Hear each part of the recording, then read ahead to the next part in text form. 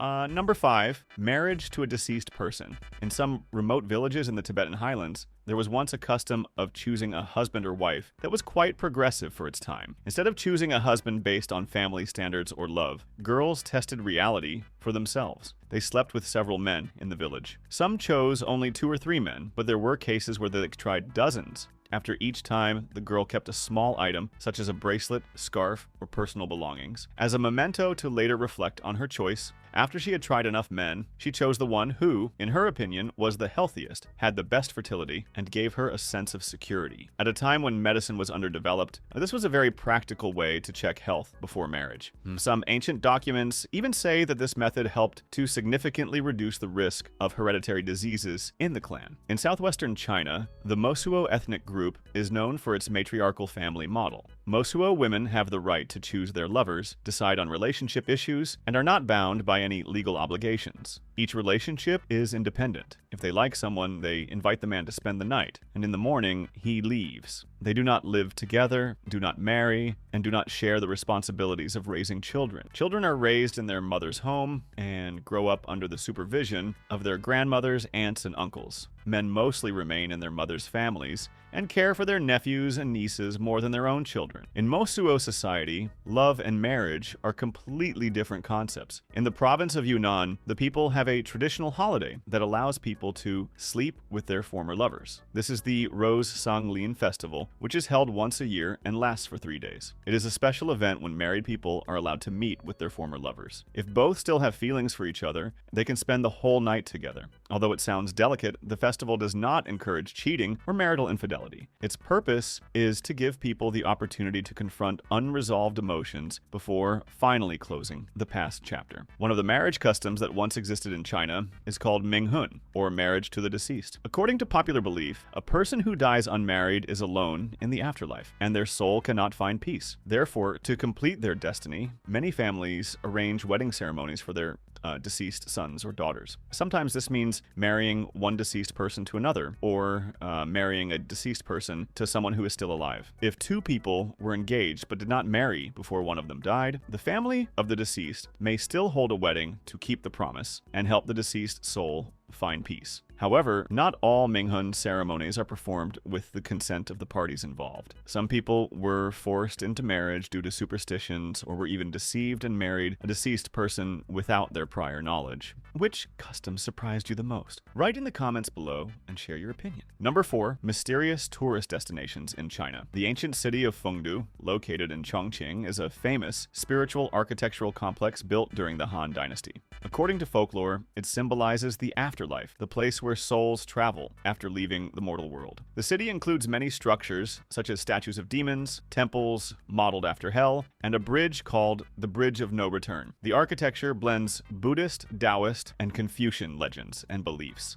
reflecting the deep faith of the ancients in reincarnation, karma, and the spirit world. Today, it has become a unique cultural and spiritual tourist attraction, drawing many visitors from home and abroad. In the Qinling Mountains near Xi'an City, there are pyramid-shaped structures believed to be ancient tombs of Chinese emperors. Most of these pyramids are made of earth and stone on a large scale, but have not been widely excavated. Many are covered with natural vegetation, making them easily mistaken for hills. Archaeologists believe these may be the resting places of emperors from the Han or Qin dynasties, including tombs that have never been opened. Access and research in this area remain limited due to preservation concerns and strict archaeological regulations in China. Tiani Lake, located on Qiangbai Mountain in Jilin Province, is a natural volcanic lake formed in the crater of an extinct volcano. The lake sits over 2,000 meters above sea level, covering about 9 square kilometers and surrounded by majestic mountains. What makes this lake special is not only its landscape, but also reports of strange creatures said to have appeared there. Some locals and tourists claim to have seen a creature resembling the Loch Ness Monster. Although no scientific proof exists, these phenomena have attracted media and biological researchers' attention for years. Mogichangeng, also called the City of Ghosts, is a rocky terrain area in the Kumag Desert, Xinjiang Autonomous Region. This area is known for natural rock formations shaped by thousands of years of wind erosion. At night, many report hearing strange sounds like music, whispers, or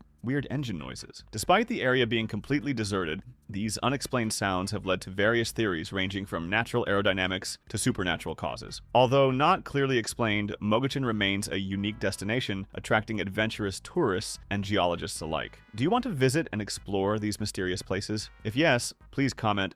Number 3, China, Asia's largest power, is located in East Asia and is the 4th largest country in the world in terms of area. It has the longest land border on the planet, bordering 14 countries. In addition to its main territory, China also administers 2 special administrative regions, Hong Kong and Macau, each of which has its own legal system, currency, and passports. This unique system is known as One Country, Two Systems, and is the only one of its kind in the world. The country has a wide variety of landscapes, from the Tibetan Plateau, the arid Gobi Desert, and the fertile North China Plain, to the subtropical southeast coast. China is home to the Yangtze River, the longest river in Asia, as well as numerous caves, large freshwater lakes, and majestic karst mountains recognized by UNESCO as natural wonders. This country can be called a paradise for travelers because it resembles a miniature Earth, bringing together almost all types of natural landscapes in the world.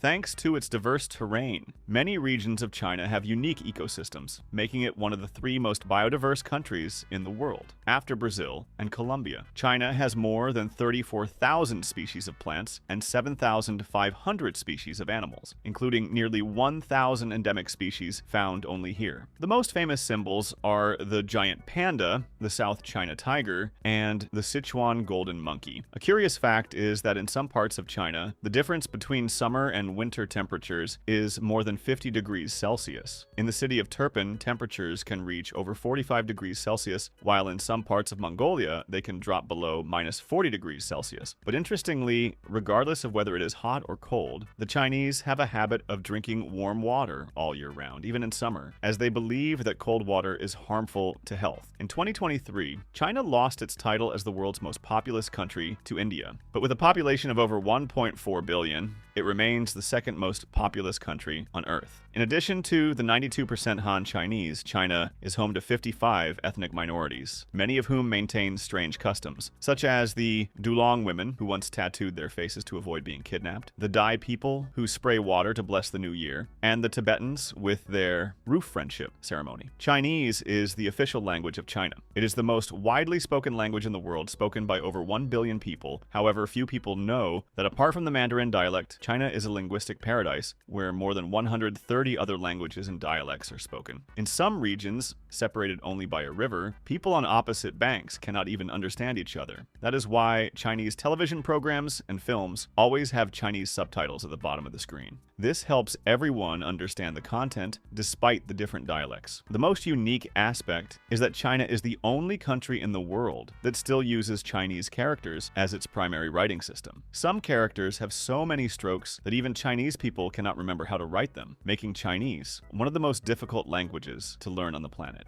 Number 2, the world's most diverse cuisine. One of the most famous and iconic dishes is piecing roast duck. This traditional dish originated in the Yuan dynasty. Known for its crispy skin, tender and sweet meat, and elaborate serving style, the duck is carefully marinated, roasted in a special oven, and usually eaten with thin pancakes, scallions, cucumber, and sweet bean sauce. Not only delicious, this dish also represents the pinnacle of royal Chinese culinary techniques. Wonton noodles are also a popular dish, especially in Guangdong and Hong Kong. The noodles are made from thinly rolled wheat flour, and wontons are small dumplings filled with shrimp or meat and carefully wrapped. A bowl of wonton noodles usually comes with clear, lightly sweet broth simmered from pork or chicken bones, delivering a mild, easy-to-eat flavor suitable for all ages. A dessert gaining popularity in modern Chinese restaurants is salted egg yolk buns. These buns have a soft, smooth wheat flour skin and a golden flowing egg custard filling. When bitten into, the filling melts, rich and flavorful,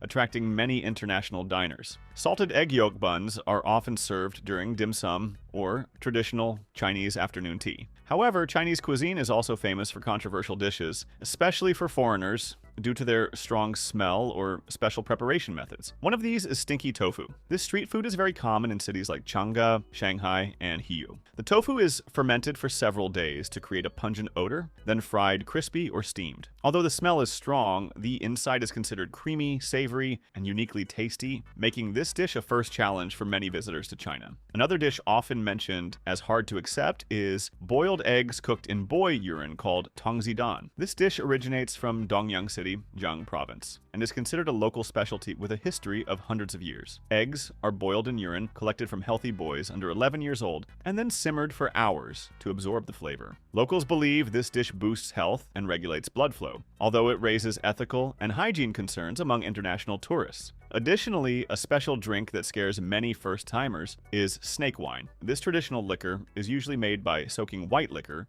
with one or several snakes, often venomous ones like cobras. The Chinese believes snake wine enhances vitality, improves blood circulation, and relieves joint pain. However, using real snakes in the bottle, sometimes with the snake's head and open mouth preserved, makes many tourists uneasy or frightened. Which side are you on? If you just want to enjoy delicious dishes, comment number 4. But if you dare to try special dishes like stinky tofu, comment number 2. I'm very curious about your choice. Number 3.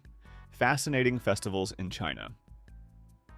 The Lunar New Year, also called Spring Festival, is the biggest and most important celebration of the year for Chinese people. It marks the start of the Lunar New Year and usually falls in late January or early February on the Gregorian calendar. Lunar New Year is a time for family reunions, honoring ancestors, and wishing each other a prosperous and peaceful year ahead. Before the festival, people clean their homes, buy new items, and hang red couplets, symbolizing good luck. During the holiday, lion dances, firecrackers, giving red envelopes, and reunion dinners are common sights. It is also the time with the largest human migration in the world, as hundreds of millions travel home to celebrate. The Mid-Autumn Festival, celebrated on the 15th day of the 8th lunar month, is a traditional festival associated with the full moon and family reunion. During this time, people enjoy mooncakes, drink tea, and admire the moon together. Children carry lanterns while adults take part in folk cultural activities. The festival is also a time to express filial piety to parents, remember ancestors, and send best wishes to loved ones. Many regions in China hold large lantern festivals, featuring dragon and lion dances and folk art performances. The Lantern Festival, also known as Yuan Xiao, is held on the 15th day of the first lunar month and marks the end of the Lunar New Year celebrations. On this day, cities and villages across China hang vibrant lanterns and organize activities like lantern riddles, fiery dragon dances, and sky lantern releases. People pray for a safe, happy, and bountiful new year. Traditional food for the occasion includes sweet stuffed rice balls, symbolizing completeness and family unity. The Dragon Boat Festival, also called Duanwu, takes place on the 5th day of the 5th lunar month. It is one of China's oldest festivals commemorating Ku Yuan, a famous loyal poet from the Warring States period. The festival is known for its two main activities: dragon boat races and eating zongzi sticky rice dumplings, wrapped in bamboo leaves filled with sweet or savory fillings symbolizing remembrance and family tradition. In addition, people hang mugwort leaves and wear charms to ward off evil spirits and pray for good health throughout the year. Number 2, living costs in China. Living expenses in China vary widely, depending on the area and lifestyle you choose. In big cities like Beijing or Shanghai, renting a one-bedroom apartment usually costs between $400 and $900 per month.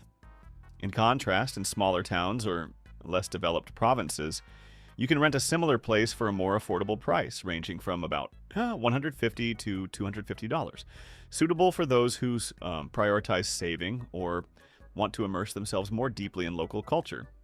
For those who like to cook at home, shopping for food at supermarkets or local markets can save a lot.